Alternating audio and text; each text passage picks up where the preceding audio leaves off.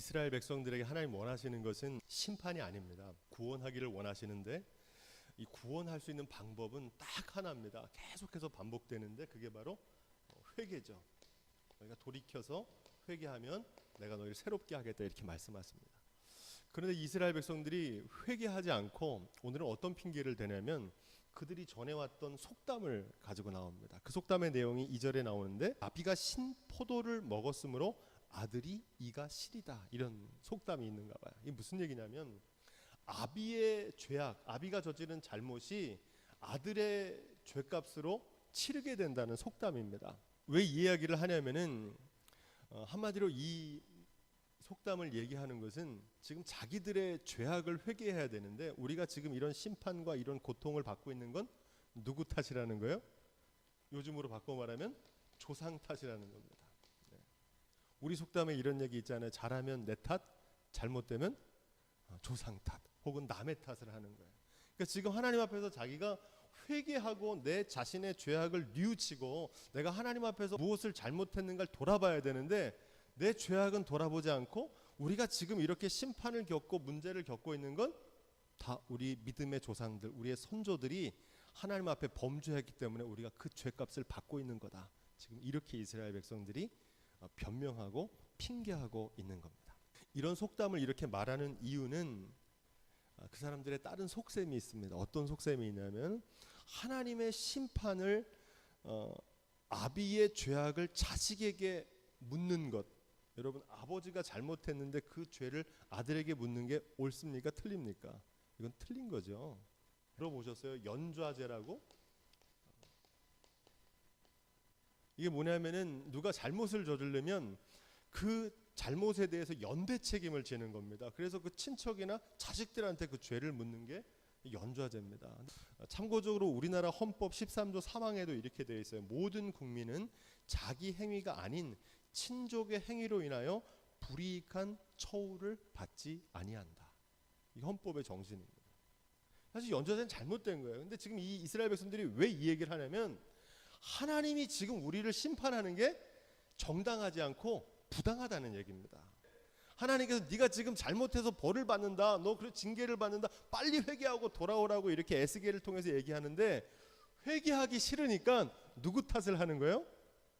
조상, 자기의 죄악을 저지른 조상 탓을 하면서 더 근본적으로는 누구 탓을 하는 거예요? 왜 우리 조상이 잘못했는데 책임을 우리에게 묻습니까? 이러면서 하나님께서 부당하게, 불의하게, 불공정하게, 불공평하게 심판하시는 거다. 이렇게 발뺌을 하고 있는 모습입니다. 여기서 말하는 이 속담이라고 하는 것은 뭘 얘기하냐면은 사람의 지혜를 담은 격언이 속담입니다. 그렇죠. 오랫동안 이어져 내려왔던. 근데 이 속담이 아니고 지금 에스겔은 하나님의 말씀을 전하고 있는 거죠. 그러니까 사람의 생각, 사람의 경험하고 하나님의 뜻, 하나님의 생각이 다른 겁니다. 하나님의 생각, 하나님의 말씀은 사람의 생각과 사람의 지혜와 격언과는 다르다는 거예요. 길이 달라요. 그 대표적인 말씀이 어디 나오냐면 이사야 55장 6절 9절을 함께 읽어보겠습니다. 너희는 여호와를 만날 만한 때에 찾으라. 가까이 계실 때 그를 부르라. 악인은 그 길을, 불의한 자는 그 생각을 버리고 여호와께로 돌아오라. 그리하면 그가 긍휼히 여기시리라. 우리 하나님께 나오라. 그가 널리 용서하시리라. 여호와의 말씀에 내 생각은 너희 생각과 다르며 내 길은 너희 길과 달라서 하늘이 땅보다 높음같이 내 길은 너희 길보다 높으며 내 생각은 너희 생각보다 높으니라. 아멘. 하나님께서 이사야를 통해 똑같은 말씀하시죠. 하나님께 빨리 회개하고 돌아오라는 거예요. 그러면 하나님께서 용서해 주실 텐데 지금 이스라엘 백성들은 자기 생각을 가지고 회개하지 않고 하나님의 말씀, 하나님의 길과 자기 생각하고 하나님의 길이 다르거든요. 그래서 내 생각을 내려놓고 하나님 말씀을 쫓는 것을 뭐라고 합니까? 이것을 순종이라고 그럽니다. 순종. 지금 이스라엘 백성들은 사람의 격언, 사람의 생각을 가지고 하나님께서 하시는 심판을 멋대로 판단하고 있는 거예요. 결국 다른 사람에게 핑계하면서 자기 자신의 죄악을 회개하지 않는 겁니다. 지금 에스겔은 이거를 고발하고 있는 거예요. 근데 우리 실제 삶 속에서 이럴 때가 많아요. 하나님께 앞에서 우리가 회개하고 참회해야 되는데 자꾸 다른 사람 핑계를 대는 거예요. 그리고 심지어는 하나님을 원망해요. 문제는 자기한테 있는데 자기는 쏙 빼놓고 누구 때문에 그렇고 하나님께서 왜 나한테 이런 일을 이렇게 하셨을까? 내가 뭘 잘못했길래 이렇게 스스로를 돌아보지 않는 회개치 않는 마음으로 인해서 이스라엘이 멸망할 수밖에 없게 됐다. 오늘 이 말씀을 증거하고 있습니다. 이 5절 말씀에 보면은 그 의인에 대한 얘기가 나옵니다. 의로워서 법과 의를 따라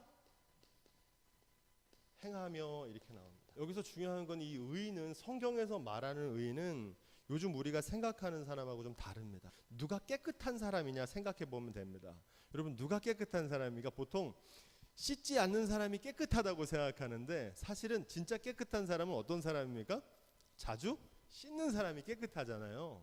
그렇죠? 어떤 사람이 자주 씻습니까? 내가 더럽다는 것을 아는 사람은 자주 씻거든요. 여러분 누가 의인이냐면 완벽한 사람이 의인이 아닙니다. 성경이 말하는 의인은 나의 허물과 나의 죄악을 날마다 주님 앞에서 발견하고 주님 앞에 회개함으로 용서함 받는 사람이 참된 의인인 줄로 믿습니다. 진짜 의인은 하나님 앞에서 자기 죄악을 자백하고 그 죄악을 깨닫는 사람, 완벽한 사람이 아니라 자신의 부족함을 아는 사람이 하나님 앞에서 의인인 줄로 믿습니다. 이게 굉장히 중요합니다. 근데 성경이 말하는 의인은 이 선하고 착한 거 얘기하는 게 아닙니다. 도덕적으로 완벽한 사람 얘기하는 게 아닙니다. 의인과 달리 죄인하면 어떤 사람을 생각합니까? 죄인하면 도적질하고 살인하고 거짓말하는 사람을 죄인이라고 생각하잖아요. 그래서 나는 거짓말하지 않고 정직하게 말하기 때문에 나는 뭐라고 생각해요? 의인이라고 생각해요. 오늘 말씀에는 이 죄인을 의인과 죄인을 어떻게 구별하냐면 의인은 하나님의 법과 그러니까 하나님의 뜻을 따라서 행하는 사람이다 이렇게 얘기합니다. 제가 잘 정리해 드릴게요. 이 죄인과 의인을 어떻게 정리하면 시편을 보니까 이게 깨닫게 되더라고요. 의인은 뭐냐면요. 함께 따라해 볼까요? 하나님의 뜻대로 사는 사람. 그 사람이 의인입니다. 오늘 말씀에 하나님의 뜻을 따라 행하는 사람. 그럼 죄인은 어떤 사람이 죄인일까요? 성경적인 죄인은 하나님의 뜻이 아니라 누구 뜻을 따라 살아요? 내 뜻대로 사는 사람입니다. 더 정확하게 말하면요. 하나님의 뜻을 추구하며 사는 사람입니다. 여기서 추구한다는 말은 뭐냐면 따라 산다는 건데 이게 굉장히 중요해요. 이 추구한다는 말은 구하다는 말의 뜻이기도 한데요. 우리의 마음속에는 뭐가 있냐면 동기라는 게 있습니다. 다른 말로 목적이 있어요. 이거를 성경은 뭐라고 얘기하냐면 중심이다 이렇게 얘기합니다. 하나님은 우리의 외모를 보지 않고 뭘 보신다고 그래요? 중심을 보신다고요. 그 중심이 뭐냐면 마음속에 뭘 구하고 있느냐는 거예요. 뭐를 추구하고 있냐, 목적이 어딨냐는 겁니다. 그래서 그 목적이 하나님의 선하신 뜻을 이루어 드리는데 목적이 있는 사람이 의인이고요. 그 목적과 중심이 나의 사리사욕, 내 욕심, 내 영광 드러내려고 하는 사람이 죄인인 겁니다. 그러니까 하나님께서는 행위만 보시는 게 아니라 뭘 보신다? 중심을 보신다. 이걸 쉬운 말로 바꿔서 말하면 사람은 외모와 겉을 보지만 하나님은 뭘 보신다는 거예요? 속을 보신다는 거예요. 중심을. 어떤 목적을 가지고 그 일을 하는가를 보시느냐는 겁니다. 바라기는 저와 여러분들이 우리의 마음의 중심이 하나님이 기뻐하시고 선하신 일들을 이루어드리는 일을 추구하며 그 뜻대로 행하는 참된 주님이 의롭다 여기시는 의인들이 다 될 수 있기를 주님의 이름으로 축원드립니다. 이스라엘의 죄악을 구체적으로 이제 얘기합니다. 죄인이라고 할 때 뭐가 죄인이냐? 이스라엘의 죄는 우상숭배입니다. 우상숭배는 금불상이나 돌과 나무에게만 절하는 게 우상숭배가 아니고 우상숭배는 따라해 볼까요? 하나님 아닌 것을 하나님처럼 섬기는 것이 우상숭배다. 이걸 꼭 기억하셔야 됩니다. 지금 에스겔이 고발하는 이 이스라엘 백성들은 하나님을 믿는 사람들입니까? 안 믿는 사람들입니까? 네, 맞아요. 믿는 사람들, 믿음의 집안입니다. 다윗의 자손이고요. 성전에서 예루살렘 성전에서 하나님께 제사 드리던 사람들입니다. 하나님을 안 믿는 사람이 아니고 요즘 말로 하면 교회 안 다니는 사람이 아니라 교회 다니는 사람들인데 우상 숭배를 저지른 거예요. 하나님을 경외하는 믿음의 모습을 경건이라고 그러는데 그 경건은 크게 세 가지입니다. 예배하는 것과 기도하는 것과 찬양하는 거거든요. 그런데 우상 숭배는 어떻게 하냐면은 하나님을 예배하는 것 같은데 이게 다른 말로 하면 경배하는 거거든요. 하나님을 경배하지 않고 하나님보다 뭘 더 경배해요? 물질을 더 경배하는 겁니다. 기도한다는 건 하나님을 의뢰하는 건데 지금 이스라엘의 문제는 지난 시간에 배웠죠. 하나님을 의뢰하지 않고 누구를 의뢰합니까? 애굽을 의지하거든요. 그러니까 사람을 의지하는 거예요. 어려운 문제가 찾아왔을 때 삶의 주관자인 하나님께 맡기지 않고 하나님보다 다른 게 더 힘이 있고 능력이 있을 거라고 생각해서 다른 걸 의뢰하는 겁니다. 이게 우상 숭배입니다. 찬양한다는 건 나에게 이 모든 것을 주신 분이 하나님이시다. 하나님께 영광을 돌려야 되는데 다른 거에게 영광을 돌리는 겁니다. 우리가 다 이렇게 된 게 누구 덕분이다 이렇게 얘기하는 겁니다. 사람에게 영광을 돌리고 물질과 세상의 권세와 권력을 더 의지하는 것, 그게 뭐라고요? 그게 우상 숭배입니다. 이게 이스라엘의 죄악입니다. 근데 이 죄악을요 오늘날에도 많이 저질러요. 지금 한국 교회가 내년도에 큰 행사를 준비하고 있는데 일제 시대에 신사 참배한 거에 대해서 3.1절 기념을 해가지고 한국 교회가 다 회개하는 운동을 하자고 그러더라고요. 이것도 물론 해야 되지만 여러분 신사 참배보다 더 무서운 게 물신 숭배입니다. 지금 한국 교회가 진짜 회개해야 될 일은요, 이 우상 숭배 가운데 물질을 하나님보다 더 사랑하는 거, 이걸 회개해야 됩니다. 신사참배와 같은 무서운 죄악이에요. 신사참배만 우상숭배가 아닙니다. 요것만 좀 정리하죠. 우상숭배의 반대말은 뭐냐? 우상숭배의 반대말은 요걸 꼭 기억하십시오. 하나님을, 제가 자주 얘기하는 건데, 경외하는 신앙입니다. 이게 성경에 자주 나와요. 이 경외한다는 말은 두려워한다는 겁니다. 다른 말로 하나님을 의뢰한다는 겁니다. 우상숭배는 뭐냐면 하나님보다 다른 것을 더 의지하는 거예요. 이게 우상숭배입니다. 교회가 막 예배당을 지어야 되는데 우리가 예배당을 지어야 될 때 하나님을 경외하는 사람은 누구한테 나와 기도하겠습니까? 하나님께 기도하잖아요. 힘 주시고 물질 주시고 능력 달라고. 하지만 하나님보다 물질을 더 의지하는 사람은 뭐부터 합니까? 목사님 우리가 돈이 어디 있어서 예배당을 짓습니까? 이런 얘기를 합니다. 왜 그래요? 그 사람은 뭘 더 의지하는 겁니까? 물질을 의지하기 때문에 그러는 거예요. 아니 우리가 사람이 이것밖에 없는데 어떻게 그 일을 합니까? 그 사람은 누구를 의지하는 거예요? 하나님이 아니라 사람을 의지하는 거예요. 이게 우상숭배입니다. 네, 이웃의 아내를 더럽히지 아니하며 월경 중에 있는 여인을 가까이 아니하며. 갑자기 우상숭배 얘기를 나오다가 누구 얘기가 나오면 아내 얘기가 나옵니다. 그래서 내 이웃의 아내를 이웃의 아내에 대한 얘기가 나오고 또 어떤 얘기가 나옵니까? 월경 중에 있는 여인을 가까이 하지 말아라, 이런 얘기가 나옵니다. 첫 번째 이웃에 대한 아내 얘기 나오는 이유는 뭐냐면 하나님과의 관계는 제가 지난 시간에도 말씀드렸지만 이웃과의 관계로 열매 맺어야 되는 줄로 믿습니다. 두 가지 원리가 꼭 있어요. 이 이웃의 대표적인 사람이 누구냐면 아내입니다. 아내. 내 옆에 가장 가까이 있는 사람. 남편 입장에선, 아내 입장에선 누구겠습니까? 남편이죠. 남편과의 관계, 아내와의 관계가 하나님과의 관계로 이어진다는 거예요. 그래서 아내는 이웃과의 관계를 대표하고 있는 겁니다. 그런데 여기서 어떤 얘기를 하냐면 내 이웃의 아내를 더럽히지 아니하며, 이건 단순히 불륜을 저지르지 말라는 얘기 차원의 얘기가 아닙니다. 더 깊은 의미가 있는데 그건 뭐냐면 내 아내가 소중하면 남의 아내도 소중한지 알란 얘기입니다. 내 물질이 소중하면 남의 물질이 소중하고 내 생명이 소중하면 남의 생명도 그만큼 소중한 줄 알라는 거예요. 내 자녀가 귀하면 남의 자녀 귀한 줄 알아야 되고 내 물질이 소중하면 남의 물질 소중한 줄도 알아야 된다는 겁니다. 이게 성경의 아주 중요한 원리입니다. 더불어서 또 한 가지 뭘 얘기하냐면 월경 중에 있는 여인에 대한 규례는 레위기에 나옵니다. 그래서 월경 중에 있는 여인을 취하지 말라. 자신의 욕망을 채우는 것보다 다른 사람의 상황과 형편을 더 배려해 줘야 된다는 거예요. 이 말씀에 담겨진 뜻은 뭡니까?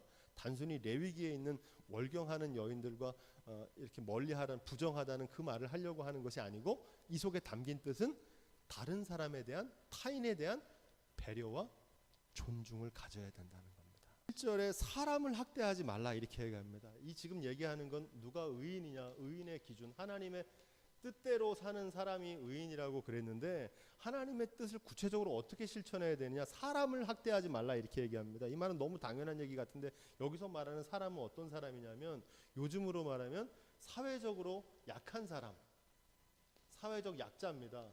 이 시대에는 누가 약자였냐면 고아와 과부들이 약자였습니다. 왜냐하면 옛날엔 유대 시대에는 땅을 기업으로 남편에게 줬기 때문에 남편이 없는 사람은 기업이 없어요. 그러니까 생계 수단이 없는 거예요. 고아도 마찬가지죠. 물려받을 유업이 없어요. 누군가 도와주지 않으면 죽을 수밖에 없는 사람을 학대하면 안 된다는 겁니다.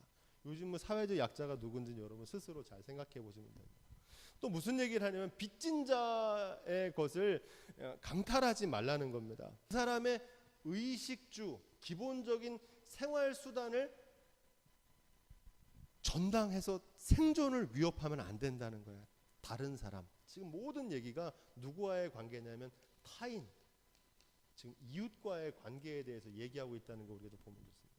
그리고 또 뭐라고 얘기하면 줄인 자와 벗은 자를 돌보라 이렇게 얘기합니다. 이 줄이다고 하는 건 제가 아까 말씀드린 대로 의식주, 사람의 삶에 있어서 가장 이게 뭐라고 그럽니까? 필요죠. 이거 없으면 살 수가 없어요.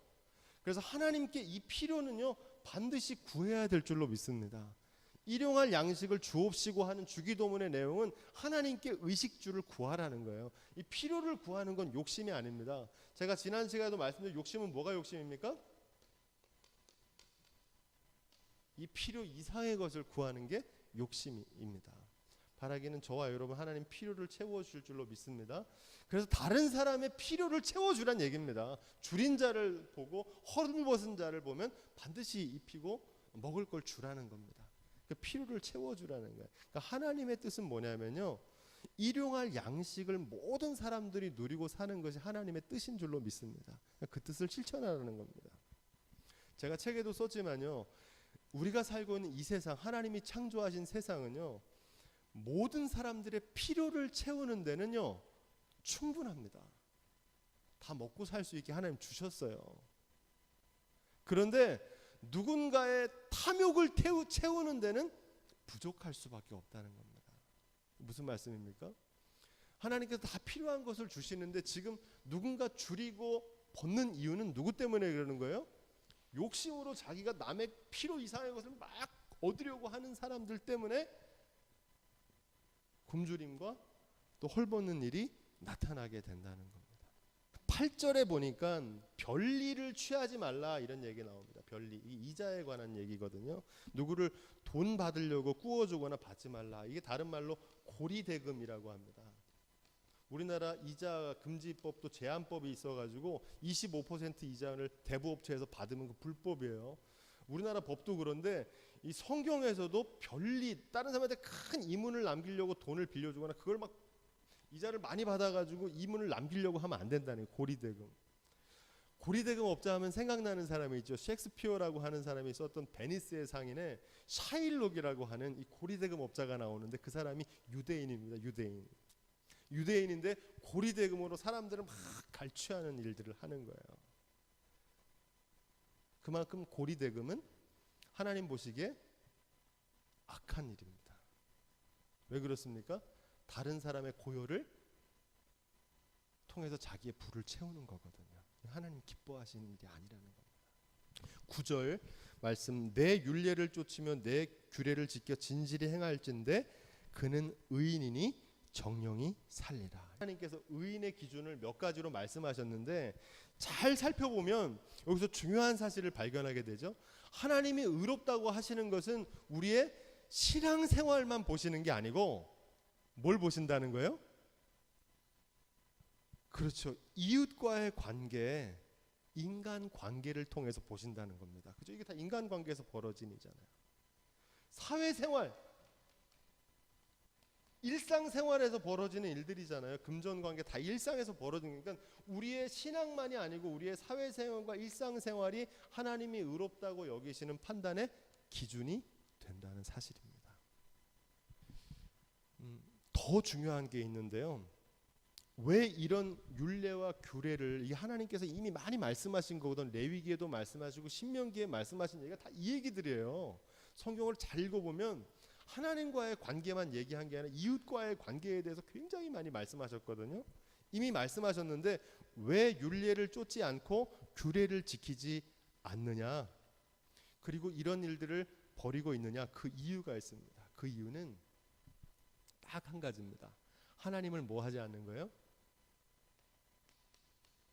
경외하지 않기 때문에 그런 일을 저지른다는 겁니다.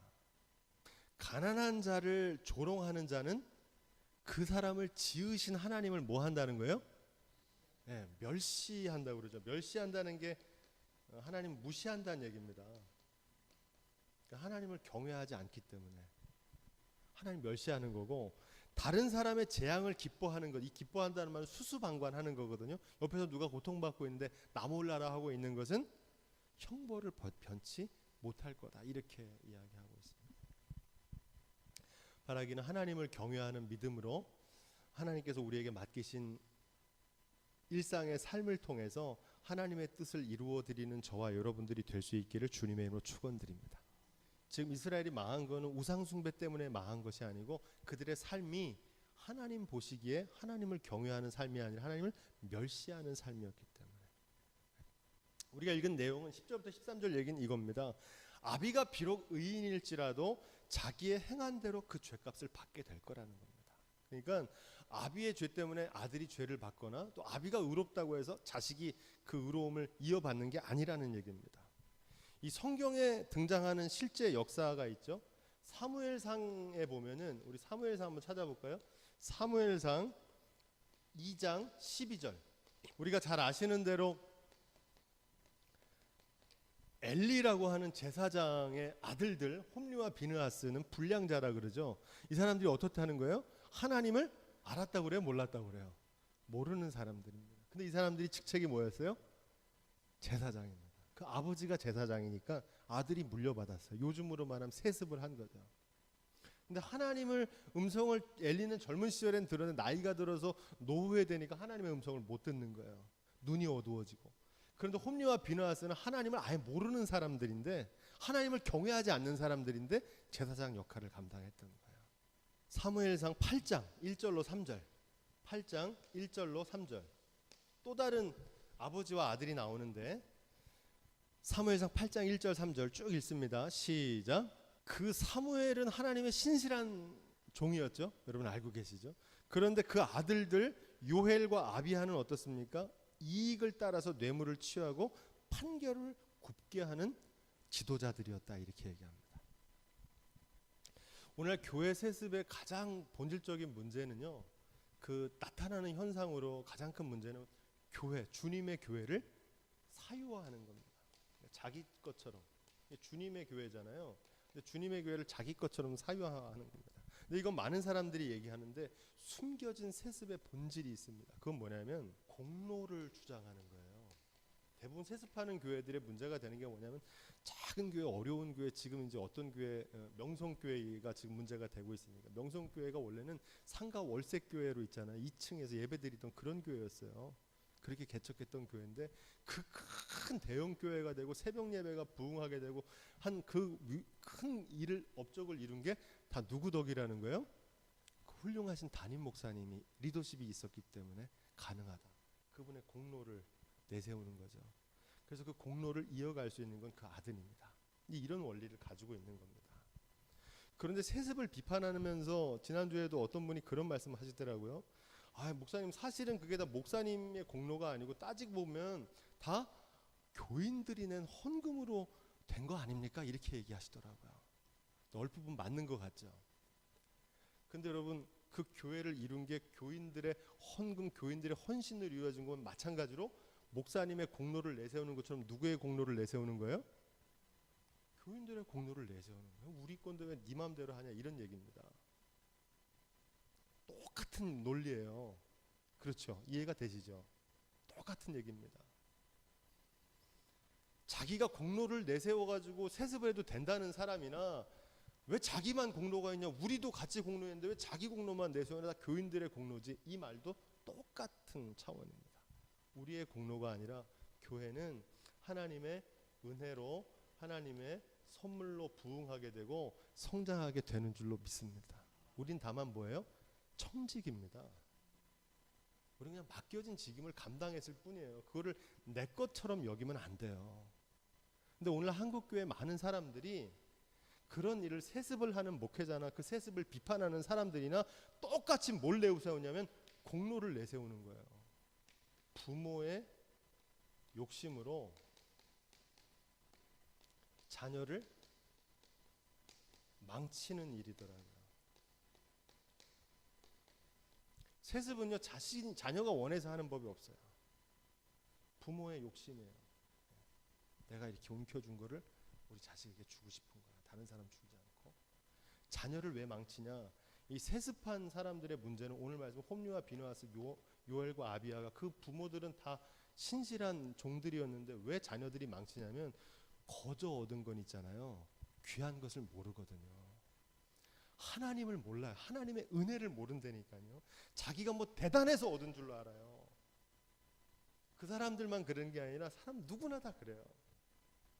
거저 얻으면요, 하나님의 은혜이고 선물이라는 사실 잊어버려서 망하는 거예요. 홈리와 비느하스처럼 되고요, 요엘과 아비야처럼 돼요. 그래서 세습이 나쁜 거예요. 그런 기준으로 우리의 삶에 적용해 보면 있잖아요. 교회 세습만 비판할 게 아니고 우리의 재산, 여러분들의 재산은 누구 거라고 생각하십니까? 사유재산 내 거라고 생각하잖아요. 대부분 그렇게 생각하거든요. 내 거라고 생각해요. 이 기준에 보면 있잖아요. 청지기 정신으로 보면 그 재산을 자녀에게 물려주면 됩니까? 안 됩니까? 네, 물려줘야 됩니까? 안 됩니까? 대답이 잘 안 나오죠. 이게 그렇다니까요. 남 얘기할 때는 되게 쉬운데 명성교회 비판할 때는 쉬워요. 근데 이게 나한테 딱 오면 있잖아요. 똑같은 자리에 서거든요. 내가 이렇게 열심히 해서 얻은 걸 내 자녀에게 주고 싶거든요. 바라기는 저와 여러분들도 하나님을 경외하는 믿음의 유산을 자녀들에게 물려주기를 주님의 이름으로 축원드립니다. 그것만 계승하는 거예요. 아비의 죄악을 그 자녀에게 담당시키지 않는다는 겁니다. 하나님은 율례를 행하면, 그 아들이 의롭게 행하면 그 아들은 살 거라는 겁니다. 그 대표적인 예가 누구냐면 그 이스라엘 역사 속에서 가장 악독한 왕, 우상숭배 악독한 왕을 두 명을 꼽으라면 한 사람은 아하스고 한 사람은 므낫세입니다. 므낫세는 이사야를 죽인, 이사야는 어떻게 죽었다 그랬어요? 하나님 말씀을 대언하다가 톱으로 켜서 죽인 사람이 므낫세입니다. 아주 무시무시한 왕이에요. 폭군이고 우상숭배 대장입니다. 그런데 여러분 놀라운 사실은 뭐냐면 이 아하스의 아들 왕이 누구냐면 히스기야라고 하는 왕입니다. 히스기야. 아시죠? 히스기야. 하나님을 경외하고 하나님께 치유받았던 그 아들. 그러니까 그 아버지의 그 아들이 아니고, 아버지는 우상숭배자인데 아들은 하나님을 경외하는 아들이 나온 거예요. 므낫세 그 폭군의 아들이 누구냐면 히스기야와 더불어서 손꼽는 이스라엘의 성군, 하나님을 경외했던, 성전을 새롭게 했던 요시야라고 하는 왕이 있습니다. 요시야. 이 요시야가 바로 므낫세의 아들이에요. 그러니까 그 아버지의 죄악을 자식에게 돌리지 않으신다는 겁니다. 하나님께서는 각자 자기가 행한 대로 갚으시겠다는 거예요. 여러분 이 말씀을 우리에게 적용해보면 어떤 거냐면, 나간다니까 자기가 한 대로 받는다는 거예요. 이 말씀을 하는 이유는 오늘 처음에 이스라엘 백성들이 하나님께 원망했던 게 뭡니까? 왜 우리 조상들이 잘못한 죄악을 우리에게 지게 하십니까? 이렇게 하면서 회개하지 않았잖아요. 근데 하나님께서 뭐라고 말씀하시냐면, 이스라엘은 지금 너희가 심판을 받는 건 너희가 한 죄악 때문에 심판받는 것이지 너희 선조들의 죄악 때문이 아니라는 겁니다. 그러니까 다른 핑계 대지 말고 빨리 회개하고 참회하라는 얘기입니다. 면죄부를 사가지고 그 면죄부를 성전함에다가 탁 넣는 순간 그 땡그랑 소리와 함께 연옥에 있었던 그 부모, 죄 지은 부모가 다시 천국으로 올라갈 수 있다고 하는 거예요. 면죄부를 사니까 여러분 죄 짓지 않고 죽은 사람 어디 있습니까? 부모가 천국 갔는지 아닌지 모르니까 이 면죄부를 엄청나게 팔았어요. 그래서 성 베드로 성당, 로마에 있는 성 베드로 성당, 바티칸 대성당을 지은 거예요. 그 돈을 팔아가지고. 엉터리죠. 말이 안 되는 거죠, 그죠? 오늘 말씀에 비춰보면 자식이 의롭다고 살았다고 해서 부모의 죄가 용서받습니까? 못 용서받습니까? 못 받는 거예요. 그냥 자기가 행한 대로 하나님께서 공정하게 심판해 주시는 거예요. 부모가 잘못했다고 해서 자식이 그 죄악을 그대로 받는 게 아닌 것처럼 그 반대도 아니라는 겁니다. 부모의 믿음으로 자식이 구원받지 못합니다.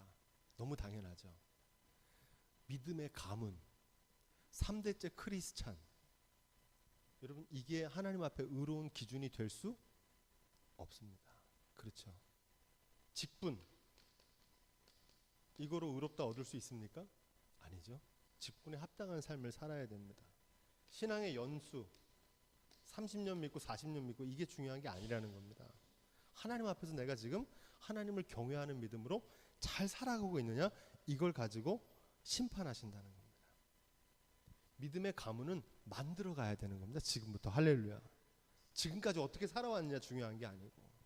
여기 아주 중요한 사실이 나옵니다. 그건 무슨 얘기냐면 하나님 앞에서 용서받지 못할 죄가 있을까요, 없을까요? 없어요. 우리 죄가 가벼워서 그러는 게 아니라 하나님의 은혜가 크시기 때문에 그 어떤 죄악이라도 하나님께 회개하고 자복하면 주홍같이 붉을지라도 양털같이 깨끗게 하실 줄로 믿습니다. 그리고 하나님께서는 그 죄악을 기억하지 않는다는 겁니다. 네가 과거에 무슨 죄악을 저질렀건 네가 뉘우치고 회개하고 돌아왔으면 너 새로운 존재로 시작할 수 있다는 거예요. 중요한 건 뭡니까? 과거가 아니라 지금. 지금 오늘 네 모습이 하나님 앞에서 어떤 모습인지를 보시겠다는 거예요. 지금 이스라엘 백성들이 과거에 네가 무슨 네 조상이 죄졌건 아니면 네가 뭘 죄했던 그건 너 하나님 앞에 참여하고 회개하면 내가 새로운 길을 열어주겠다는 거예요. 이게 복음입니다. 왜? 하나님께서 우리를 사랑하시기 때문에 은혜를 베푸시거든요. 또 한 가지 중요한 사실이 있어요. 과거에 네가 전에는 뭐였냐면 의인이었어요. 의인. 하나님의 뜻대로 행했던 사람이란 말이죠. 근데 지금 그 의인이 타락해가지고 하나님의 뜻대로 살지 않고 죄를 범하면 과거에 네가 의인이었다 하더라도 그 죄값을 피하지 못할 거다, 이렇게 말씀하시는 겁니다. 아무 소용 없다는 거예요. 과거의 영광, 과거의 자랑, 내가 왕년에 하나님께 이렇게 귀한 헌신을 드렸고 내가 왕년에 이렇게 믿음이 좋았고 내가 왕년에 이걸 열심히 했고 그게 중요한 게 아니라 뭐가 중요해요? 지금 오늘 하나님 앞에서 의로운 자로 하나님의 뜻대로 서지 못하면 과거의 의로운 영광이 아무 소용없다는 겁니다. 하나님의 공평하지 않다고 자꾸 이스라엘이 따지는 겁니다. 지금 하나님 앞에. 우리는 자기 죄를 뉘우치지 않고 지금 하나님 탓을 하는 거예요. 하나님께서 너희가 각 사람의 행한 대로 심판하시겠다고 말씀하십니다. 우리가 꼭 기억해야 될 건 하나님께서는 의로우신 재판장으로 공의롭게 심판하시는 줄로 믿습니다. 이걸 믿으시면 어떻게 해야 되냐면은 다른 사람이 지금 죄악에 대해서 하나님께 맡기시면 됩니다. 아, 저 사람은 심판을 받겠구나. 내가 그 사람을 심판하려고 들지 말고 나는 뭘 해야 되냐면 나는 하나님 앞에서 저 사람 같은 모습은 아닌가 스스로를 돌아보며 겸비할 수 있는 지혜가 있기를 주님의 이름으로 부탁을 드립니다. 그걸 하지 않고 자꾸 다른 사람에 대한 비판만 하는 이유는 뭐냐면 하나님이 의로우신 재판장으로 눈동자같이 지켜보시고 마침내 심판하실 거라는 걸 믿지 못하기 때문에 그런다는 거예요. 한마디로 이런 거예요. 남 얘기하지 말고 너나 잘하란 얘기입니다. 신앙생활은요 다른 사람과 비교하는 게 아니에요. 다른 사람 비판하는 게 아니고 내 신앙 하나님 앞에서 내가 과연 온전한 모습인지 나의 중심을 날마다 반듯하게 세워가는 데 있는 줄로 믿습니다. 오늘 모든 말씀의 핵심이 여기 담겨져 있는데 그 핵심을 요약하면 이겁니다. 너희는 범한 모든 죄악을 버리고 따라 해볼까요? 마음과 영을 새롭게 할지어다. 아멘. 이게 하나님이 우리에게 원하시는 겁니다. 이게 핵심입니다. 신앙생활의 핵심은 죄악을 버리고 날마다 마음과 영을 새롭게 하시기를 주님의 이름으로 부탁을 드립니다. 교회를 개혁하자, 교회 개혁, 또 교회 갱신에 대한 얘기가 많이 나옵니다. 그런데 대부분이 교회 개혁과 갱신을 얘기할 때 사람들이 자꾸 남을 향해서만 얘기해요. 특별히 눈에 띄는 대형 교회, 뭐 큰 교회, 또 다른 사람 뭐 믿음이 좋다는 사람이 왜 그래 하면서 뭐 목회자, 뭐 장로님 자꾸 다른 사람에 대한 얘기를 한단 말이에요. 근데 진짜 하나님 원하시는 개혁은 어디서부터 시작되는 거냐면 나로부터 시작되는 겁니다. 저는 제가 이거를 깨달았어요. 저는 원래는 제가 대학 다닐 때도 방송국에 있고 언론 이렇게 보도하고 취재하는 거 하기 때문에 제가 뭘 잘하냐면 비판을 아주 끝내주게 잘합니다. 제가 뭘 보면요 탁 예리하게 탁 분석하고 비판하고 글도 이렇게 써가지고 있잖아요. 비판하는 걸 잘해요. 근데 여러분 비판하면요 마음은 후련한데 비판하면 바뀝니까 안 바뀝니까? 안 바뀌어요. 비판은 사람을 못 바꾸더라고요. 비판은 속은 후련한데 절대 못 바꿔요. 쉬워요. 비판은 말로 하면 되니까. 선언적인 비판으로는 교회를 바꿀 수 없고 바꿀 수가 없더라고요. 그래서 찾아낸 게 뭐냐면 대안이 돼야겠구나 이런 생각을 합니다. 대안이 뭡니까? 내가 비판하는 그 대상과 다른 삶을 사는 거예요.